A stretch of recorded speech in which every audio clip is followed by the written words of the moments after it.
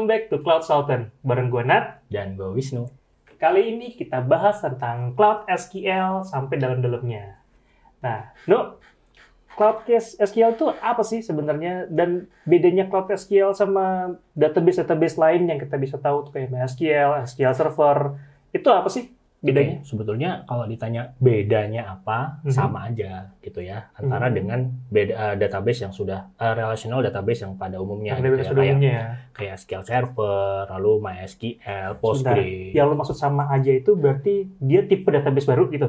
Oh enggak, dia relational database. Dia relational database, tapi bagaimana sih Google ngebungkusnya gitu loh. Biasanya kan gini, kalau misalkan kita buat database, kita buat servernya dulu, ya kan, terus habis itu proses instalasi, dan jangan lupa kita juga mesti mikirin tentang security-nya, high availability-nya, gitu. Terus setelah sudah jadi nih, pasti mikir lagi kan, wah kira-kira nanti untuk backupnya gimana nih, gitu, proses backup, terus apakah nantinya ini bisa fail over ke, misalkan saya seandainya terjadi crash lah di data center kita, nah fail over untuk sampai ke DRC gimana, nah ini kan kita harus pikirannya agak panjang lah gitu. Nah, ini dibantuin nih sama GCP.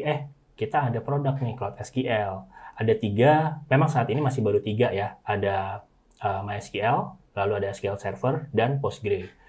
Oke, jadi gue bisa bilang sistem database saat ini yang sudah ada, tapi dikemas dalam Google Cloud gitu. Ya, dikemas dalam infrastrukturnya Google. Oke, dan saat ini 3 itu. 3 itu. Cloud SQL, SQL Server, sama Postgre. Betul. Oke. Nah, jadi Sobat Sultan nggak perlu banyak memanage lah ya. Yang kalau tadi yang pertama kali kan kita harus buatnya macam-macam tuh ya, dari servernya kita siapin dan lain-lain. Tradisional gitu kita di cloud pakai VM, nyalain VM-nya terus install database gitu kan. Install dulu, lalu juga nanti setelah install tadi ya kita mesti mikirin bagaimana cara backupnya, apakah ini high availability atau enggak. Nah, emang di Cloud SQL gimana caranya? Nah, Cloud SQL kita juga tinggal buat nih. Misalnya kita pilih ya, gue pengen ngebangun SQL Server. Nah, gue bangun SQL Server gue di sini.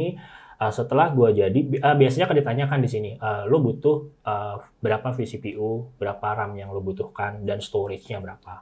3 itu doang? Biasanya 3 itu doang yang ditanyakan. Dan kalau tadi kan SQL Server berarti kan ada license-nya dong. Gitu. Nah, Sobat Sultan nggak perlu juga tuh mikirin ini license-nya gimana nanti ya gitu. Nah, itu udah sudah dibanding dalam paketnya. Dibanding langsung ya. Betul. Berarti gue bisa bilang lebih simple dan lebih read cost dong. Iya, itu salah satu manfaatnya tuh. Itu salah satu manfaatnya. Jadi yang jelas tadi ya, less maintenance. Kita dari sisi maintenance juga kita nggak perlu mikirin tadi yang masalah backupnya seperti apa dan nanti proses DRC-nya gimana gitu ya. Nah, dari sisi Google sudah memikirkan hal seperti itu gitu. Baik nanti untuk scaling-nya gitu. Kalau misalkan di episode yang sebelumnya kita ngomongin masalah modernisasi application gitu ya. Nah, ini juga salah satu modernisasinya nih gitu. Pergerakannya dari biasanya kita yang tradisional ya, kita buat servernya dulu, kita melakukan instalasi dan lain-lainnya gitu ya, sampai ke akhirnya buat proses backup gitu. Nah, di Cloud SQL ini kita dipermudah ya untuk melakukan baik dari instalasi sampai ke area manage-nya. Oke. Gitu. Ini mungkin sedikit mau tanya dikit, bisa nggak dilakukan seperti ini? Cara yang agak pintar nih. Anggaplah gue nggak pengen pakai Cloud SQL, tapi gue pengen pakai SQL Server. Tapi dengan cara tradisional.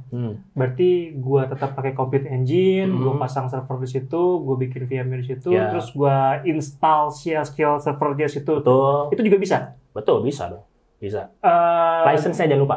Tapi license-nya license-nya. Tapi ini sama Google dipermudah, tinggal pilih aja di fitur Cloud SQL. Ya, di Cloud SQL. Gitu.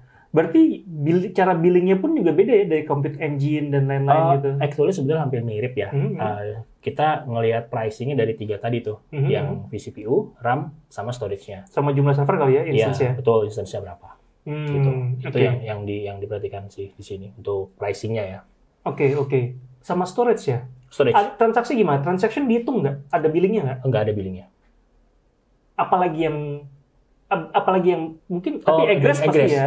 Download pasti ya. Egress ya. Gue kalau upload data apapun sebanyak apapun ke dalam si SQL ke Cloud SQL tersebut, anggapnya tadi gue pakai SQL server di Cloud SQL, terus gue upload mungkin 1 juta 1 gitu ya. 1 tera gitu. Oke lah, storage-nya makan 1 tera. Tapi pas lagi gue proses upload itu ada cost lagi nggak tuh? Nggak ada dong. Nggak ada. Jadi upload tuh nggak ada cost sama sekali. Nggak ada costnya. Oke. Nah, ada manfaat lain nggak selain tadi itu semua? Nah, manfaat yang lain adalah easy to integrate dengan produk Google yang lainnya. Jadi kalau misalkan nih kita sudah taruh Cloud SQL, bisa nggak ya disambungin sama App Engine? Gitu. Bisa nggak disambungin sama nantinya kalau kita punya big data? Gitu. Ya bisa-bisa aja, dan itu akan mempermudah gitu prosesnya. Nah, integrasi ini yang mempermudah lah. Selain tadi ya instalasi, manage juga ada integrasinya gitu dengan aplikasi Google yang lainnya. Tuh. Oke. Berarti gue kalau misalnya kan biasanya orang kalau mau bikin aplikasi dia akan pikirin server database, server server application gitu kan. Gue harus mikirin kanalnya juga, gue harus mikirin speednya juga, security-nya juga harus gue pikirin. Gitu. Berarti ini sebenarnya bisa ngebantu. Nah, kalau tadi semua banyak hal baiknya, ada nggak hal buruknya atau nggak negatifnya dari penggunaan Cloud SQL ini? Kalau ditanya disadvantage-nya ya, kemungkinan yang bisa dilihat di sini adalah saat ini baru tersedia 3 relational database yang bisa kita pakai. Gitu. Tadi ya ada SQL Server, MySQL, sama Postgre. Nah, mungkin disadvantage yang kedua dari sisi latensi ya. Tapi sebetulnya latensi ini juga tidak menjadi isu yang major ya, karena latensi karena internet atau gimana? Iya, karena dari internet. Kita ngasih dari internet. Jadi menurut aku sih ini nggak major lah ya. Ya, Sobat Sultan kalau nggak mau ada kendala internet pakai GCP Interconnect. Nah, balik lagi ke episode yang sebelumnya yang kita jelasin masalah interconnect ya. Terus. Nah. Ada bisa kita combine dengan kayak big data, BigQuery gitu-gitu bisa nggak? Bisa. Itu tadi yang selain integrasi ke App Engine, kita juga bisa pakai yang big data dan BigQuery-nya Google. Ya, gitu. Karena kan kalau datanya udah mulai banyak nih, kita ngomongin mungkin jutaan. Ya, mungkin kita pengen menggunakan analitik nih. Gitu. Nah, kita pakai ya bisa kita integrasikan ke big data dan BigQuery-nya Google. Atau mau yang lebih advance lagi, nanti di episode selanjutnya kita ngomongin masalah machine learning gitu. Nah, bisa nggak sih dimasukin ke machine learning? Oh bisa aja. Jadi nanti bisa diintegrasikan ke machine learning gitu. Nah, ini kan selain lebih mempermudah Sobat Sultan dalam memanage database, juga lebih advance lagi nih gitu. Kalau nyambungin ke application yang modernization, nah ini semakin modern lagi nih aplikasi kita. Ini bisa mengancam profesi DBA nggak sih?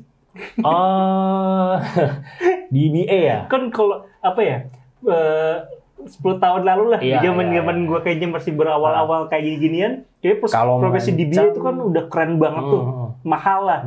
Nah dengan begini kayak kebantu gini gimana? Profesi DBA gimana? Sebetulnya kalau misalnya dibilang mengancam nggak juga ya, tapi sebetulnya DBA ini bisa beralih nih. Jadi kayak sebelumnya kan mereka kan di on-premise ya, nah sekarang bisa masuk ke area yang on-cloud-nya. Gitu. Nah, apa aja yang dikerjakan ya di cloud ini ya, mungkin dari sisi konfigurasi di awal tadi. Lalu dari sisi monitoring sebetulnya. Malah bukan mengancam tapi bisa ngebantu achievement berarti ya. Iya, betul. Kan? Yang kerja sebenarnya cloud-nya tapi yang dapat achievement-nya si DBA-nya. Bisa jadi kayak gitu sih. Iya, bisa jadi kayak gitu. Jadi memang bisa ngebantuin DBA juga gitu untuk memanage database-nya. Oke. Nah, kalau misalkan kita ngomongin dari sisi bisnis nih ya, lo ada nggak sih use case ya di bisnisnya lah gitu? Gue sebenarnya ada satu yang use case yang sebenarnya relate banget sama si Cloud SQL. Karena waktu itu si customer-nya dia itu punya cabang banyak di seluruh Indonesia, gitu. Dia nggak minta. Bentar, ini customer-nya di industri apa nih? Dia bukan finance sih, retail gitu. Dia di industri retail, jadi dia cuma untuk ngirim laporan gitu. Dia nggak minta datanya itu real time, tapi H-1. gitu. Tapi dia pengen data itu consolidated, gitu. Awalnya yang gue tawarin adalah aplikasinya pun di cloud. Oh, semuanya di cloud ya, aplikasi di cloud, terus database juga di cloud. Tapi dia nolak karena dia bilang di tempat saya Pak ada beberapa daerah-daerah yang memang internetnya intermittent. Putus nyambung, bukan nggak ada internet, ada internet. Dia takutnya bisa jadi duplikasi data dan lain-lain lah. Intinya kurang lebih dia bilang gini, udah Pak aplikasinya itu sendiri buat di lokal, jadi bisa diinstal dan bisa jalan offline. Yang penting dia nge-grabin dulu semua transaksi, yang mana malam baru dia akan ngejalanin proses upload ke cloud. Ke cloud storage, ke cloud SQL gitu. Cuman memang sama dia untuk menghindari tadi putus-putus tadi itu, ya mungkin dipecah-pecah sama dia, pokoknya per batch ya. Per batch. Yang penting intinya sama dia adalah ketika ada transaksi jangan ada proses putus-putus. Gitu loh. Transaksi jalan aja semua. Makanya aplikasinya itu diinstal di lokal masing-masing, tapi database-nya semua adanya di nembak data semua ke cloud storage, sehingga ke cloud SQL, cloud SQL, sehingga si manajemennya ketika ngeliat data itu consolidated sudah dari semua cabang. Tapi ini sudah datanya bukan real time kan? Datanya H-1. Nah, H-1 kan. Ya, itu mungkin lebih bisa lebih enak juga ya. Cuman buat dia tuh sebenarnya lebih adalah dia nggak mau adanya dia harus data dari sini dikumpulin dulu, dari sini dikumpulin dulu. Jadi mendingan semua ditembak aja ke. Tapi dikumpulin di lokasi-lokasi tadi ya, maksudnya di cabang-cabangnya lah gitu ya. Yang penting dari segi si manajemen, dia pengennya adalah datanya tuh gabung, gitu loh. Datanya semua sudah digabung adanya di satu tempat. Nah, si aplikasinya yang penting walaupun nggak ada internet bisa transaksi. Gitu, nggak ada internet bisa transaksi. Dia yang ada di headquarters ketika ngeliat laporan tuh laporannya sudah consolidated. Gitu. Makanya sistem dia yang di headquarters semua taruh di cloud termasuk cloud storage, tapi aplikasi yang di cabang itu aplikasi yang offline gitu, aplikasi install yang di on premise lah kurang lebih. Gitu. Itu sebenarnya use case-nya cukup unik. Tapi waktu pas dia melakukan ya istilahnya sinkronisasi ke cloud SQL ya dilakukan oleh tiap-tiap cabang kan? Iya, jadi dia upload. Jadi begitu jalan malam gitu, dia ada scheduler untuk melakukan proses upload. Kalau uploadnya gagal, di cancel di sana, di upload ulang lagi aja nggak masalah. Yang penting pas lagi dia transaksi dengan klien, aplikasinya tuh nggak putus-putus. Iya. Dan itu juga sampai sekarang ada data duplikasi nggak kalau misalkan kayak gitu? Nggak ada, karena tadi kembali pas lagi dia lagi ngupload itu, kalau emang gagal dia ngapus lagi ulang dari awal. Gitu. Memang konsekuensinya emang agak lebih ribet ya, karena memang dia bilang ini terpencil banget lokasinya Pak. Gitu. Internetnya ada tapi putus-putus. Kalau stabil nggak apa-apa, yang repot tuh putus-putusnya itu. Dan datanya juga nggak terlalu besar ya? Datanya nggak terlalu besar. Data transaksional kan TXT kan sedikit kan. Gitu. Buat Sobat Sultan yang ingin tahu lebih jauh tentang Cloud SQL, dapat menghubungi website kita di www.pointstar.co.id. Jangan lupa juga untuk like dan subscribe YouTube channel kami. It's time to move to the cloud. Goodbye, folks.